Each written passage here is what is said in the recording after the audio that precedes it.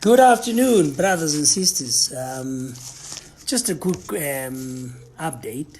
We had a great time at Newsroom Africa last night. Another outing on informing the public and informing our fellow South Africans on the developments around the regulation of religion. And we have to constantly keep on updating you rather, and updating the information we send out. And we have a reason we do that. We begin by saying, not in this lifetime, not in this nation, shall we ever wake up for a single hour to regulated religion in South Africa. It's not going to happen. It started out as a pipe dream, that became a serious dream, but is now a nightmare. And it will never matter who stands in our way. This will never happen.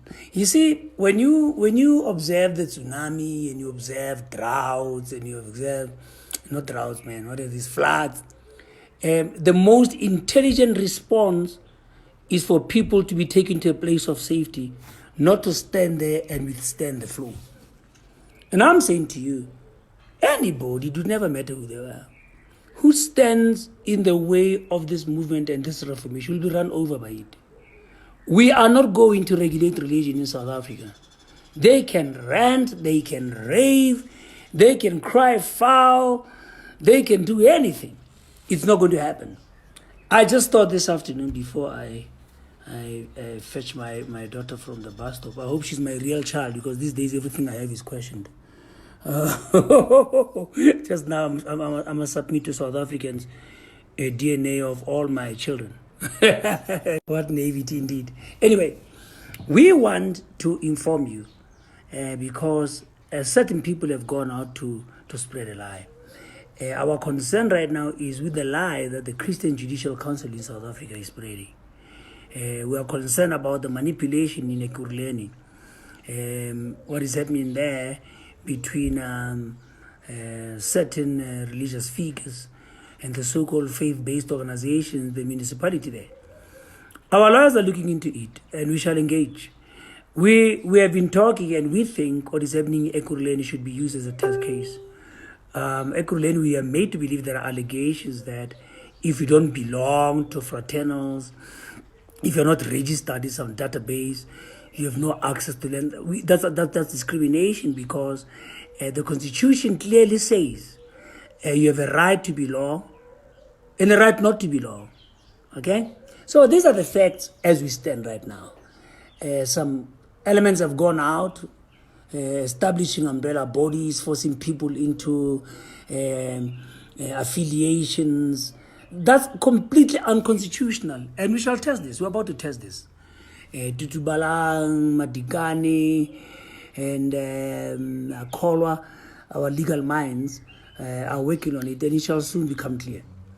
The fact is, in February 2018, we must keep telling you the facts, because this is as the matter stands now. The Parliament's Cogda Portfolio Committee released a report which rejected the CL Rights recommendations on the regulation of religion.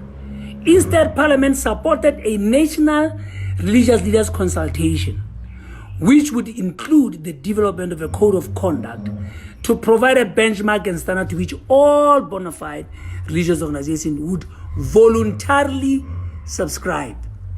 So basically, Parliament said, no, your recommendations we reject. We, however, advise on a non-compulsory basis that the Christian community, the religious communities come together in their various voluntary groupings. They come up with a code of conduct that would bind whoever voluntarily subscribes to them. We want you to know that on the 21st of March, the Anti-Regulation of Religion Summit came together in Albert, in Ekurhuleni, and we drew such a code of conduct. If you go to the Albertine Declaration, it's our own code of conduct. We are binding ourselves to a specific ethics and morals, and we are saying beyond this point, we're making no further commitment. So as far as Parliament is concerned, that has been the recommendation, that has been the understanding. Let me re-emphasize, and I'm reading my notes here, that the South African Parliament, you must understand how the state works. What became obvious in our discussion last night is a member of the panel did not quite understand the law and the constitution and politics. South Africa has three legs of administration to the state. The first one is the legislature, which is Parliament. They make the laws and pass them. The second one is the executive. The executive administrates those laws. The executive, the cabinet, the president does not make any laws. They just administrate that. And the third leg is the judiciary, which holds the legislature, Parliament, and the executive cabinet accountable constitutionally. Now, the highest law-making body in South Africa is Parliament. It has already rejected the Civil Rights Commission's recommendation for the regulation of religion. Anybody who's going out there telling you that religion is regulated is lying.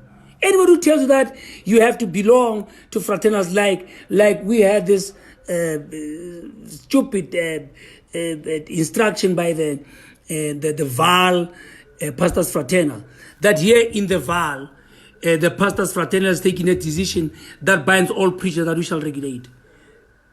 I almost ask, who the hell do they think they are? Because that's exactly what it boils down to.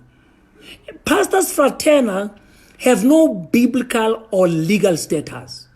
They're just a group of township people or suburban people who come together, maybe at most to share coffee and tea, but maybe even pray if they take out the gossip.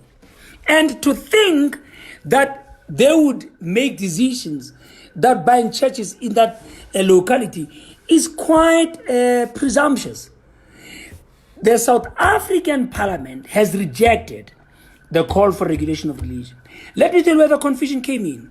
The confusion came in when Parliament said to the erstwhile Commission of CRL Rights, ask the churches without state interference to come up with a code of conduct.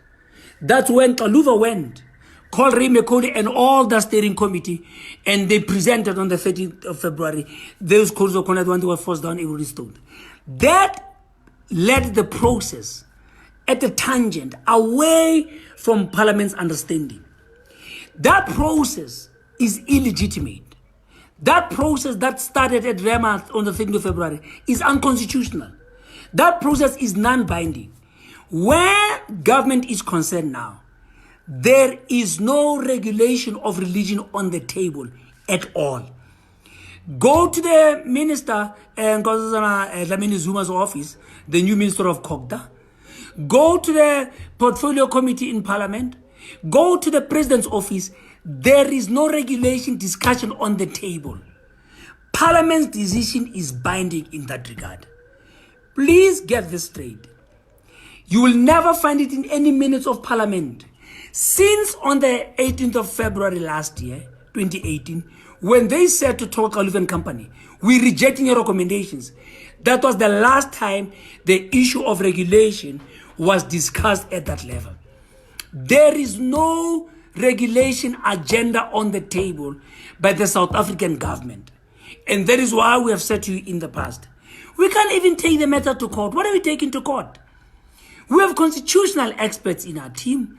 We have advocates, we have lawyers, we have theologians. We are not smoking a pipe and dreaming somewhere on the cloud. We cannot take this matter on review because the matter has been settled in their favor. Tol Kaluva threatened to take Parliament to court. And until her term ended this year, she had a year before her term ended on the 28th of February this year. She had a year to carry out her threat. She did not carry it out. So as far as Parliament is concerned, there is no item on the table on the regulation of religion. They said, go and tell the churches to bind themselves to a voluntary code of conduct.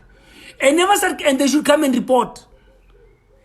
Regulation is not on the government's agenda. Anybody who tells you anything to the contrary is lying to you. But thirdly, regulation is not even an ANC policy and does not enjoy the official support by the ruling party. Nowhere in any ANC forum has regulation been tabled and adopted. So I hope you understand the difference between the state and government, because the state is a sovereign land, which South Africa is, and the government of the day is the ANC government. So both at state and government level, there is no agenda on regulation. Why do we go about around the country to educate people, which, by the way, was the role of the Civil Rights Commission? Don't forget, the Civil Rights Commission was set up to what? To educate, to protect. Remember that? And to promote cultural, religious, and linguistic rights. They have failed dismally in that regard. They have failed to promote, they have failed to protect, they have failed to educate anybody on their rights. And we have taken it upon ourselves. We're not an NGO, we're just a movement.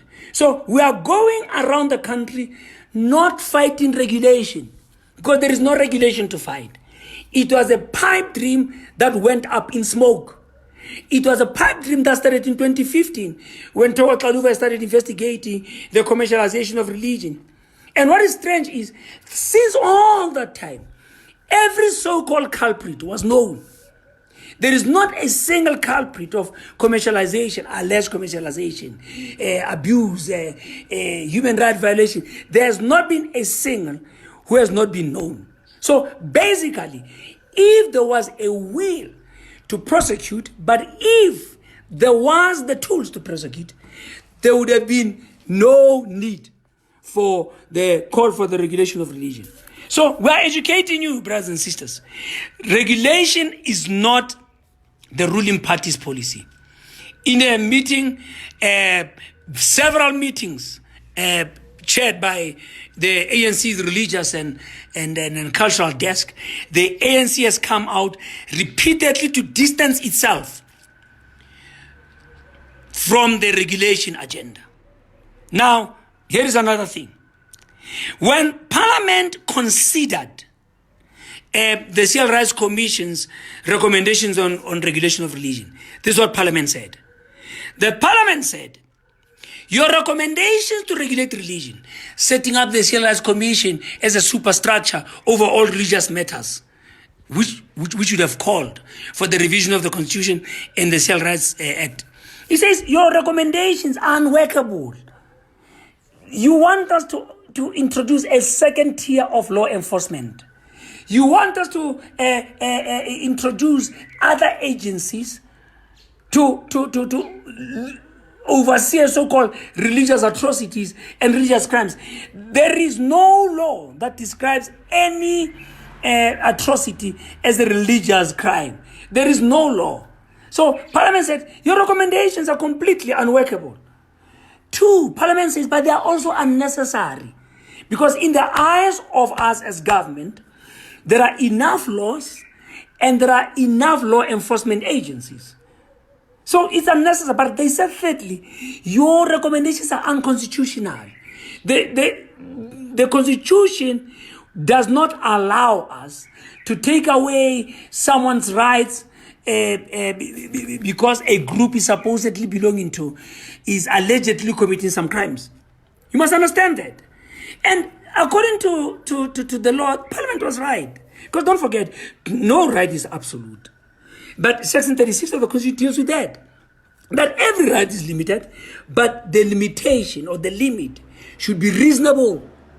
And the other thing that Parliament said to them is, go back and talk. I'm reading here.